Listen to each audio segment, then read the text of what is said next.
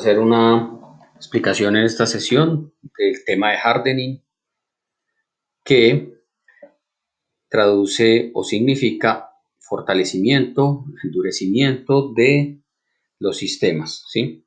Y cuando hablamos de los sistemas vamos a hablar de sistemas operativos como de sistemas como de dispositivos activos.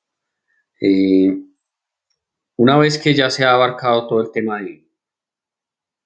de análisis de vulnerabilidades, de análisis de riesgos, entonces se procede a buscar las soluciones a todo ese tipo de amenazas que existen, ¿sí?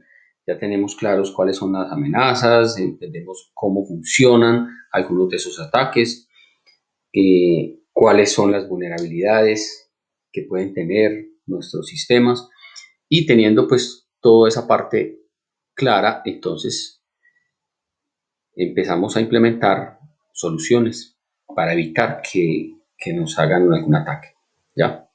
Y la implementación de esas soluciones se llama hardening. También encontramos el concepto de contramedidas. Cuando hablamos de contramedidas es precisamente eso, es implementar soluciones contra los posibles ataques o amenazas que puedan existir. Bien. Algunos elementos generales, puntos o ítems generales de hardening, entonces, es los procesos de arranque, es decir, el tema de bootstrapping, que es todo el proceso de inicio del sistema, de arranque del sistema, donde se maneja desde que se inicia el equipo, todo el tema de la carga de los elementos de hardware, chequeo de los elementos de hardware, y el proceso de arranque del sistema operativo, ¿sí? De la carga del sistema operativo, que pasa por el kernel, el núcleo, el kernel del sistema, es el que se encarga de interactuar con la parte de hardware y que da paso al proceso de bootstrap, y ese proceso de bootstrap da paso a lo que es el proceso de inicio del sistema operativo en los equipos. El sistema operativo, una vez inicia, ya puede arrancar lo que son las aplicaciones de todo tipo, aplicaciones de usuario. Listo. Entonces el proceso de arranque también debe ser protegido. De hecho, cuando los sistemas arrancan, inician, se les puede proteger con una contraseña que llamamos contraseña de BIOS, ¿ya? La BIOS, que es ese sistema inicial que permite cargar los sistemas operativos posteriormente. Luego vienen los servicios o demonios que se ejecuten en el inicio y en el apagado del sistema. Es decir, esto es parte de lo que nosotros debemos tener en cuenta, de qué va a estar cargado y qué no va a estar cargado en un sistema. Es decir, qué servicios podemos iniciar y cuáles no es necesario. Muchos de ellos pues se cargan a veces por defecto en los sistemas operativos sin ser necesarios para todo lo que vamos a hacer ahí. Especialmente los servidores, ¿ya? Los equipos que son servidores van a ejecutar algo que se llaman los demonios o daemons, y a partir de estos entonces se pueden tener algunos puertos abiertos que podrían generar problemas o al menos bugs, huecos que podrían ser utilizados por algunos atacantes. Se trata de que se haga aseguramiento del sistema de archivos, lo que se llama file system. El sistema de archivos debería estar protegido también. Lo que es el uso de límites de recursos y forzar cuentas de usuario, es decir, todo lo que los usuarios van a tener acceso, qué permisos van a tener, a qué recursos van a tener acceso, todo eso lo podemos configurar de tal manera que un usuario común y corriente, un usuario básico, no tenga acceso a todo tipo de recursos en un sistema. Definir las políticas del sistema también. Esto se puede hacer especialmente cuando se utilizan los directorios activos, el Active Directory, donde nos permite determinar unas políticas. Y también el tema de los filtrados y las listas de control de acceso o ACLs. Bien, esto está asociado especialmente a la funcionalidad de firewall, un cortafuegos o firewall, que finalmente es un filtro que nos permite determinar qué ingresa y qué puede salir de una red. Eso lo podemos configurar tanto a nivel de sistemas operativos como a nivel de dispositivos activos. Recordemos que cuando hablamos de dispositivos activos hablamos de router, de switches, bien, principalmente, y de algunos access points. Bueno, entrando específicamente en el hardening para sistemas operativos, nos enfocamos especialmente en los más utilizados, en los más conocidos, los más populares, que son el sistema de Linux, ¿sí? El sistema de Macintosh, de Apple, y los sistemas de Microsoft Windows, especialmente esos tres. De hecho, el más masificado es el sistema de Linux, de Windows, perdón, seguido de Linux y posteriormente de Mac. Bueno, ¿cómo funcionaría esto o qué se debe tener en cuenta a la hora de proteger estos sistemas operativos? Entonces, lo primero es realizar protección a ataques físicos o de hardware. Listo.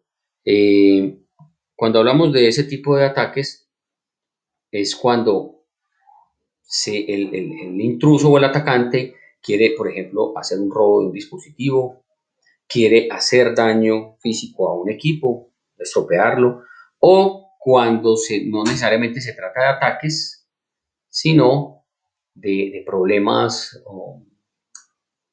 a nivel, digamos, involuntario o naturales. ¿Ya? Es decir, puede estar expuestos estos equipos a una inundación, a un incendio, ¿sí? Algún terremoto. Claro que sí, cierto, podría ser. Entonces, tratar de evitar al máximo cualquier daño que pueda causarse a estos equipos. Hay algunos que son inevitables, ¿sí? Terremoto, pues nadie lo predice, pero entonces en ese caso podríamos tener sistemas de redundancia o backups. ¿Listo? Bueno, los procesos de actualización de firmware, que es el proceso y también de BIOS, el proceso de poder actualizar estos sistemas. El firmware, que es un sistema básico, un tipo de sistema operativo básico para algunos equipos, que si no se actualizan se van volviendo obsoletos y se van volviendo vulnerables. Y el sistema de actualización de BIOS también. Esto casi no se hace, pero también se puede hacer. El sistema de BIOS de algunos servidores, tratando de traer nuevas funcionalidades y nuevas características de seguridad. Las contraseñas de arranque, la que le mencionaba ahora, contraseña de BIOS, también es una opción importante que se puede agregar a algunos equipos que manejen información importante, relevante. Precisamente, ¿por qué? Porque si uno no le pone contraseña a la BIOS, digamos que fácilmente pueden iniciar por la BIOS, a arrancar a alguien en la BIOS y ya tener acceso a parte de nuestro sistema. ¿Listo? O manipular el arranque cuando tenemos ya contraseñas de sistema operativo desde aquí, entonces podrían empezar a tener ya un primer acceso. La idea es que no tengan acceso siquiera a la BIOS, que es ese primer sistema operativo, ese primer sistema de inicio. Desactivación de unidades externas, es decir, unidades de almacenamiento externo, como discos duros, USBs, ¿sí? Unidades de CD, de DVD, de Blu-ray. Entonces, ese tipo de unidades no deberían estar expuestas, o al menos activas si no son necesarias. Y en muchos casos, estas unidades pues simplemente las quitan físicamente o en otros casos se desactivan por por software, ¿ya? Entonces es importante porque alguna persona puede entrar a algún equipo de estos y puede empezar a robar información a través de una USB, así de sencillo. La protección y renombre de cuentas de administración, de superusuarios, deshabilitar o invalidar las cuentas estándares como invitado, y esas cuentas pues deben tener, no dejarlas con el acceso por defecto, ¿sí? En algunos casos sistemas operativos que simplemente le ponemos usuario admin y contraseña admin y ya pues nos permiten el acceso. La idea es cambiar esas contraseñas, esos nombres por defecto, que vienen por defecto. El tema de la restricción de instalación de software y hardware, de acuerdo a las políticas de seguridad, es decir, nosotros podríamos definir qué usuarios tienen permiso de instalación de programas o de manipulación del sistema operativo, de cambiar direcciones IP, direcciones o máscaras de su red, direcciones de gateway. Todo ese tipo de restricciones, agregarlas. Esto se puede hacer desde un mismo directorio activo, ¿sí? Todo esto y mucho más. Cuando se instalan las políticas de directorio activo, podríamos empezar a manipular o a configurar todos los permisos de usuario. Y habilitar los sistemas de auditorías y monitoreo de logs. Este punto también bien interesante. ¿Qué es un log? ¿Qué es un log primero que todo? Los logs son registros que se guardan en un sistema de eventos, de cualquier evento que pasa en ese sistema, en un equipo, en un software. Quién se conectó a ese equipo, en qué momento, en qué carpetas se estuvo moviendo, qué recursos manipuló, cuáles archivos agregó, cuáles quitó. Bueno, todo eso son logs del sistema, ¿ya? Y eso se guarda, por ejemplo, en lo que son los sistemas operativos de Windows, se guarda en algo que se llama el visor de eventos. Pues el visor de eventos es el que me permite ver todos esos logs que se están eh, recuperando en todo momento, ¿ya? Y todos los otros sistemas operativos también manejan logs. Los logs permiten que entonces posteriormente algún administrador del sistema verifique cómo es el comportamiento del mismo, cuándo hubo un daño y si hubo un daño o un robo de información, quién lo hizo, cuándo lo hizo. ¿Listo? Entonces eso permite hacer muchos diagnósticos y encontrar posibles soluciones. Continuando con la parte de ese sistema, del hardware de sistemas operativos, entonces nos sugiere también el asegurar el acceso por consola o el acceso remoto a estos equipos. Es decir, si nosotros conectamos remotamente, VNC por SSH, ¿sí? Algún tipo de conexión, asegurarla. Por ejemplo, la conexión por SSH sería una conexión segura, una conexión que permite autenticación, que permite cifrado, ¿bien? Mientras que por una autenticación, por ejemplo, por Telnet, no es segura. La idea es esa, utilizar protocolos seguros para el acceso remoto. Y que si no se van a utilizar, si no se requiere ningún acceso remoto, entonces que esto no se active tampoco, simplemente. Es decir, ese acceso se cierre, ¿ya? Eh, el tema de políticas y procedimientos de administración de cuentas de usuario, manejar algo que se llama la computación basada en confianza, ¿sí? TCBS, Trust Based Computing. Entonces es la característica que permite que existan relaciones de confianza entre diferentes cuentas de usuario o entre diferentes equipos en una red. ¿Listo? Entonces algún equipo, algún usuario puede tener la opción de ingresar a algún sistema por el solo hecho de contar con el registro de, de eso se llama un acceso basado en confianza. Bien. Los módulos de autenticación agregables y relaciones de confianza, está pues en la misma parte, la parte de las relaciones de confianza acá. Y La parte de los módulos de autenticación agregables es, por ejemplo, un token un físico, ¿ya? Puede ser físico o puede tener opciones de software que permitan que existan autenticación de más de un paso, ¿sí? Por ejemplo, cuando nos logueamos en una cuenta de correo electrónico y tenemos que ese acceso sí se nos permita siempre y cuando lo validemos con un código que nos llegue, por ejemplo, a nuestro celular, ¿ya? Entonces es una redundancia en la autenticación, es hacer más seguro ese acceso. O simplemente que nosotros pongamos una contraseña, pero que también nos pida, o que nos autentiquemos con la huella, pero que también nos pida un PIN. Bueno, ese tipo de cosas. Siempre son módulos de autenticación agregables o a través de un token, como les decía. La administración de paquetes de instalación, parches, llamamos parches o patch, que nos permiten siempre traer mejoras en algunas aplicaciones, pero también cerrar brechas de seguridad, ¿sí? Cerrar de pronto puertos que estén abiertos, evitar o corregir bugs, problemas en alguna aplicación, en el sistema operativo también.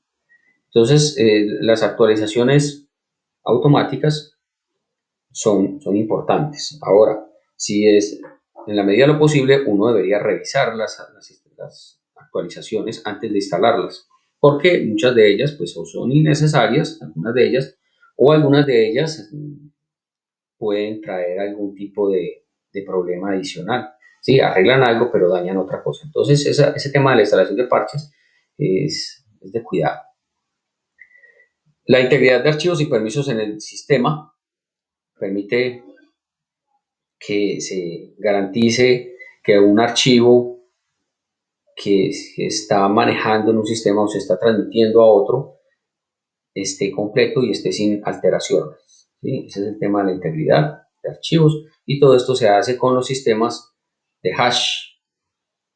Recordemos que esto es un hash, es una función que permite garantizar integridad. Listo. Aseguramiento de las herramientas de desarrollo y compiladores, los sistemas operativos que tengan opciones o herramientas de programación, en la medida de lo posible, que estén aseguradas o que sean restringidas. Y finalmente, aseguramiento de los núcleos o el kernel del sistema. También, como les decía ahorita, es la base, es la parte de nuestro sistema que se encarga de comunicar la parte de software o la interfaz de usuario con el hardware.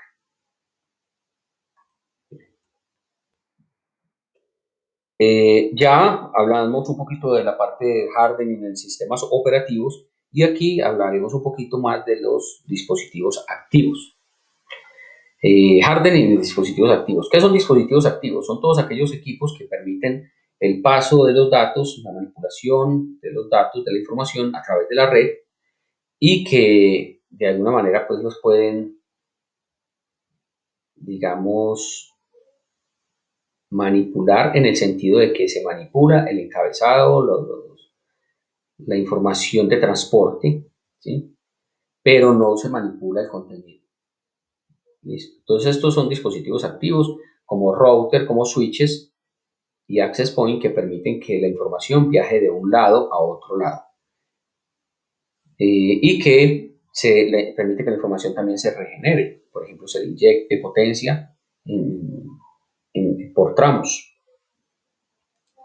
Listo.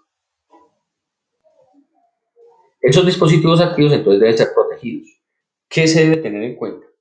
Por ejemplo, contraseñas seguras, es decir, proteger el acceso tanto al modo privilegiado como a los canales de acceso, como las líneas llamadas las líneas BTY, ¿sí? o la consola. Entonces, proteger modos privilegiados y las líneas, canales de acceso remoto, que son las llamadas líneas BTY. Las contraseñas dice que deben ser seguras porque deben cumplir con ciertas características o políticas de una empresa. De una longitud mínima, ¿sí? De un tipo de caracteres alfanuméricos, mayúsculas, minúsculas, caracteres especiales. Bloqueo por número de intentos es una configuración que muchas veces no se hace, pero que se recomienda mucho. Evita los ataques de fuerza bruta, ¿sí? Los ataques de diccionario, de tal manera que el sistema se pueda bloquear con 2 intentos o 3 intentos fallidos por un determinado tiempo. Bien. Configuración de vistas, esto se le llama parser view, ¿sí? Esto permite que se haga algo similar a lo que se hace con los sistemas, con el Active Directory en Windows, y es donde se permite definir qué permisos o a qué recursos tiene acceso determinado usuario. ¿Listo? Entonces uno puede definir los usuarios X tienen acceso a tales recursos del sistema. Uso de protocolos seguros, por ejemplo, en lugar de utilizar HTTP, utilizar HTTPS, en lugar de Telnet SSH, ¿sí? En ese sentido se habla acá. Bien, desactivar los servicios innecesarios. Muchos de estos equipos vienen con servicios ya definidos, ¿sí? Abiertos. Y si nosotros no los vamos a usar, pues la idea es que estén cerrados. Listo. Accesos tanto de sistema operativo como de servicios, de aplicación, ¿sí? Bueno, hay muchos, tanto a nivel de router como de switches, que la idea es que esos servicios estén cerrados, apagados, o simplemente cerrar todo lo que podamos a través de ACLs o desactivación de los mismos. Implementación de AutoSecure. Incluso acá, por ejemplo, algunos routers, especialmente los routers que son tipo ISR o multifuncionales, tienen siempre el acceso por HTTP o HTTPS. Ese servicio, pues muchas veces sí se requiere, pero si usted ya configuró ese equipo y no lo va a necesitar más, entonces le puede limitar ese acceso. Bueno, la implementación del AutoSecure es una funcionalidad, ¿sí?, de los routers que permite que estos se autoprotejan. Es decir, si implementamos este comando en un router, él inmediatamente va a empezar a cerrar y a desactivar todos esos posibles servicios o huecos en el sistema, ¿sí?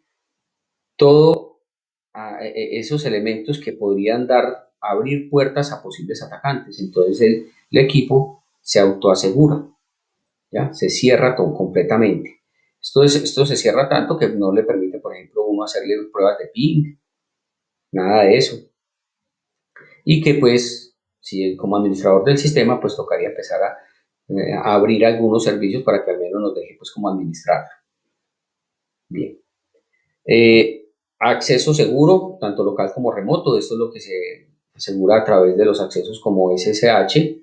Y protegiendo lo que les decía ahorita, las líneas de acceso, las líneas BTY, creando usuarios y contraseñas. Implementación de AAA, importante, que significa autenticación, autorización y accounting. Accounting se traduce como registro. Bien, entonces implementar este protocolo nos permite que se garanticen esas 3 funciones y pues nos permite que incluso se pueda hacer una autenticación a través de un servidor de un tercero, como un Radius o un TACACS. De esa manera tendríamos una seguridad protegida, pues adicional, más segura que cualquier tipo de autenticación. Seguridad a nivel de acceso, cuando hablamos de puertos de switches, ¿sí? Switches capa 2. Entonces acá, por ejemplo, lo que es la funcionalidad de Port Security, la la opción de poder proteger el acceso a los puertos de un switch o de un equipo de estos por dirección MAC, ¿sí? Es decir, simplemente se va a permitir la conexión de algún equipo a un puerto de un switch si es el equipo permitido o el equipo autorizado, con la MAC autorizada, si no, entonces que no se permita. Y finalmente lo que son las listas de control de acceso, las ACLs, que nos van a permitir crear un filtro, unos filtros en un router y prácticamente convertir ese router en un firewall. ¿Ya? Unas reglas que van a decir qué sale y qué entra de la red, desde qué origen hasta qué destino, qué servicios, ¿listo? Todo eso lo podemos manipular o hacer a través de listas de control de acceso. A nivel de redes, más orientado a la parte de no tanto de sistemas operativos, sino como de redes, la instalación y afinación de los firewall, que también, si son más completos, los llamaremos o los encontraremos como UTMs, un administrador unificado de amenazas, los firewall. Kits de seguridad, lo que son antivirus, anti-spyware, anti-malware, anti-hackers, anti-banners, anti-todo, ¿sí? Anti-malware en general. La instalación de estos, pues especialmente estos iban más orientados a lo que son los dispositivos finales, los endpoint, ¿sí? O sea, los PCs de usuario y los servidores. Sistemas de detección de intrusos y sensores como IDS, IPS, HIDS, NIDS. Esto se verá todo en una sesión posterior, pero estos básicamente son los sistemas que permiten detectar y prevenir el acceso de intrusos a un sistema, tanto basados en host como basados en red. Herramientas para el pentesting y monitoreo, todo el tema de supervisión y seguimiento, muy importante la instalación de estos basados en el protocolo SNMP,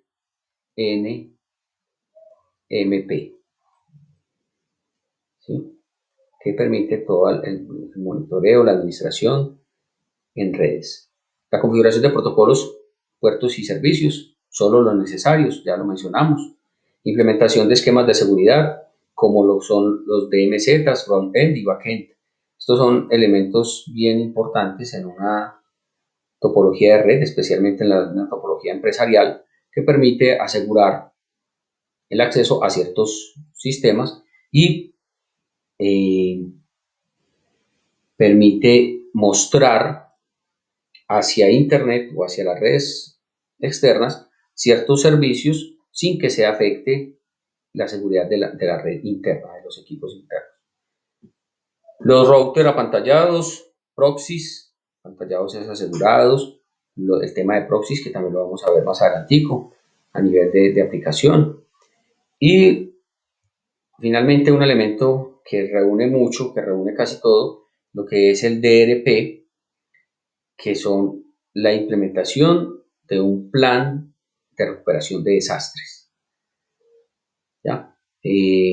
También esto se va a ver en una sesión posterior, pero esto es algo que digamos, reúne todas las características de una red, tratando de encontrar cuáles son los dispositivos que se deben respaldar principalmente para evitar alguna pérdida de información en caso de que ocurra un desastre, puede ser natural o provocado en una red, en un sistema. Listo. Bueno, y esto es todo. Nos vemos en una próxima sesión. Gracias.